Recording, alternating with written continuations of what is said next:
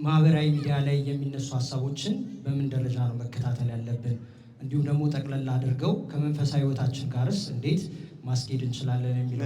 ክፉን ነገር ተጸይፉት ከበጎ ነገር ጋር ተባበሩ ይላል ቅዱስ ጳውሎስ። ክፉን ነገር ተጸይፉት ከበጎ ነገር ጋር ተባበሩ። ስለዚህ በጎውን ነገር አይተን ነው ማድነቅ፣ ማመስገን፣ መማር፣ ለሌላው ሰው እንዲያደምጠው ማካፈል ወይም ሼር ማድረግ ያለብን። የሚያስተላልፈው ሰው ደግሞ ቤተክርስቲያንን ወክሎ ከሆነ ቤተክርስቲያኒቱን ድምጽ ነው ማሰማት ያለበት። ችግር የሚፈታ ዕውቀት የሚያሳድግ ሃይማኖት የሚያጸና ምግባር የሚያጎለብት ሊሆን ያስፈልገዋል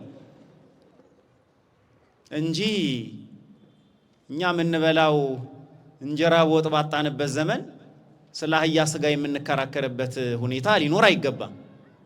አሁን ያለንን ማህበራዊ ግንኙነት በከፍተኛ ሁኔታ እየጎዳው ይገኛል። ስልኩ ላይ ድቅን ይልና አንድ ሰው እያወራችሁት አይሰማችሁም፣ ብጠሩት አይሰማም።